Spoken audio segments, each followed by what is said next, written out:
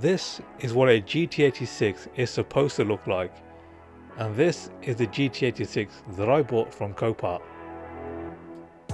In this video, we're going to attempt to get the car in the garage and find out exactly how much damage has been caused. In the last video, we had a new key made for the 86, and luckily the engine started, so that was a big win for us. You've got a bit of a... That'll polish out. I've got a teacup for that. Okay. And actually, if you look right, this is still intact. A bit of orange tape, you wouldn't know nothing's wrong with it. I mean, that's quite clean, to be fair. Yeah. Oh, a bit of like cracks in it. It needs a bit of teacup. So while Tom gives the engine a once over to make sure there's no damage that could cause any more problems, I tackled taking off the arch liner from that damaged wing, which put up a bit of a fight. This is the arch liner coming off. That's yours. Done. Good for the road now. Fixed.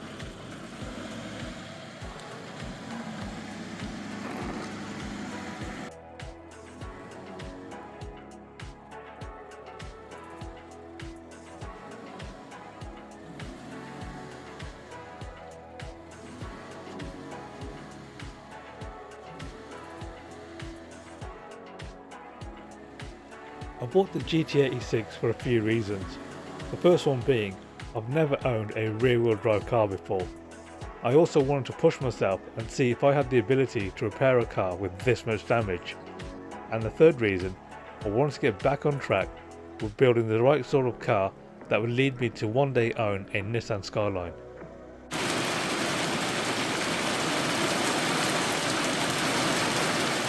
We got it in just in time. With the GT now in the garage, we can start taking it apart and investigating the damage. Of course, we're going to label every part and make sure all the bolts go back in the holes they came out of. To help me with this teardown, Tom's come back to give me a hand. We're also getting some help from Enzo, who's learning to become a car mechanic. I'm not sure us two teaching him is a good idea, but we'll start with the basics, like finding a left-handed screwdriver.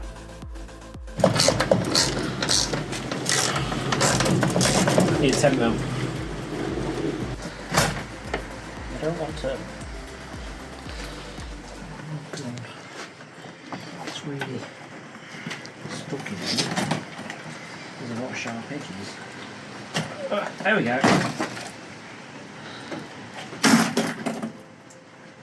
It's out. There's a hole there now.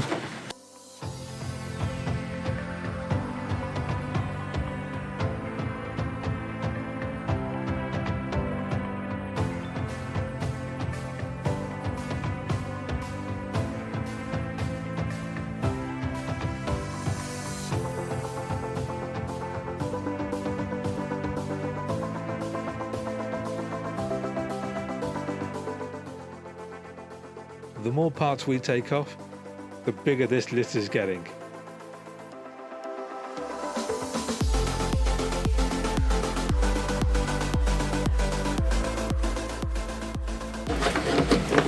Yeah. We don't need that.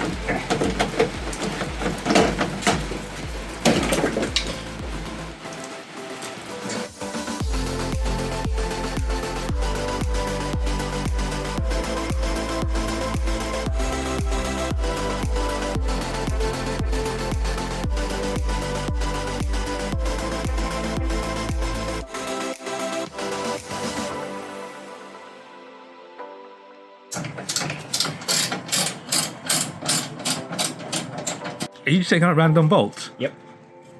Are we going to know where the bolts go? Yeah. See? See that bracket? That goes there. Okay. Just for future reference. Cool.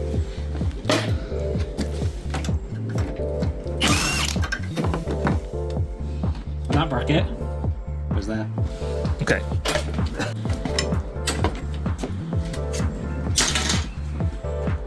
It's out now. That was still good. That to me looks twisted. Although it could be this throw my eye out actually.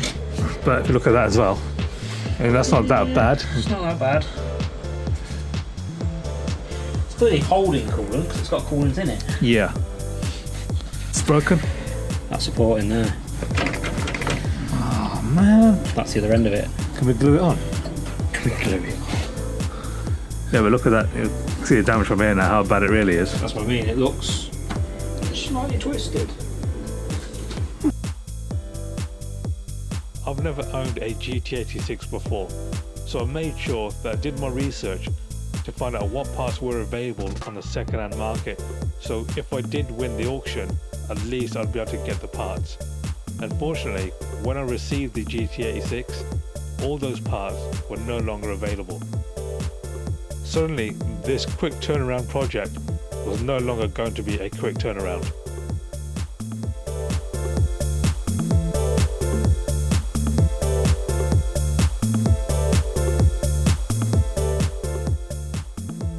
As well as rebuilding the car, I still need to get all the parts for servicing, and I'll need to get a new set of tyres. Leave a comment below as to how much you think this project is going to cost me to get back on the road.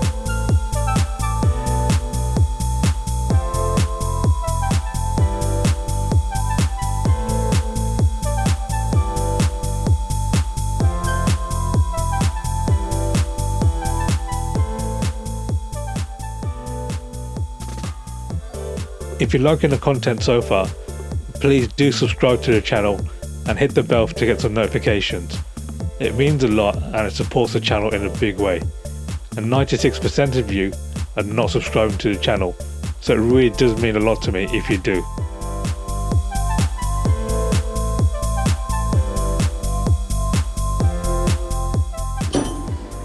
Now that's a 10-second car. So now we've got the car stripped down, we can now start looking at what we need to put it back together again. And we'll start off with the things that aren't going to cost us anything, which is always a positive. So we definitely need the air intake, because this one is completely damaged. There's no way I can fix this, because I don't even think I got the parts that broke off it. But that would go under the bumper at the front to feed into the airbox. These are the two brackets that hold the bumper onto the car. They both have the headlight washers in.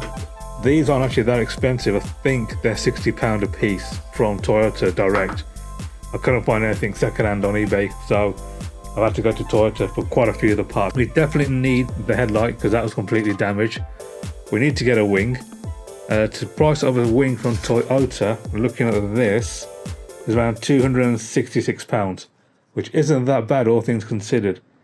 New bumper again is £236, but the price of a headlight is £1,000, and it doesn't even need to be coded to the car, and that is just ridiculous. But luckily, thanks to Facebook Marketplace, I managed to get this. So I was able to get this headlight off Facebook Marketplace for £50 instead of spending £1,000 at Toyota. Downside is I need to transfer the ballast from the old unit to the replacement one. I'm not sure why they would have taken that out, but they have.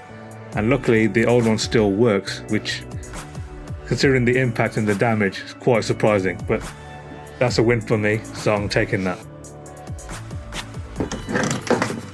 This is remains of the old airbox, which would have gone down here.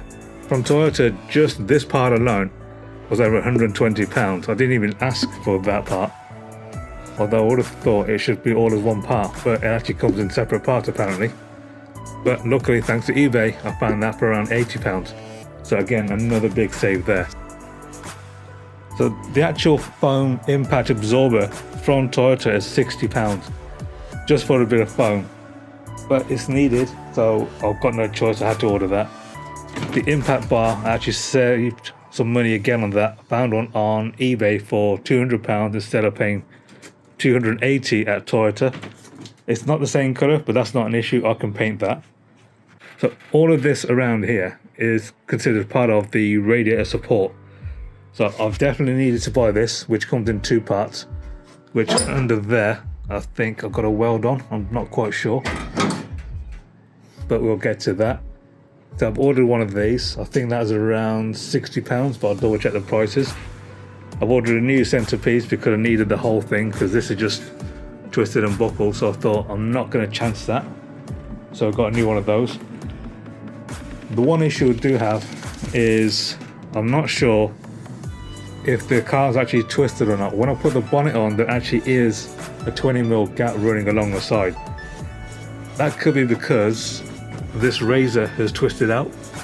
So I've ordered a new one of these. So once I get the new one on, hopefully that'll realign everything back up, and then that means the panel should all line up. I have bought a panel gap tool to make sure everything sits in the right place. What else do we need? I think that's it for the moment.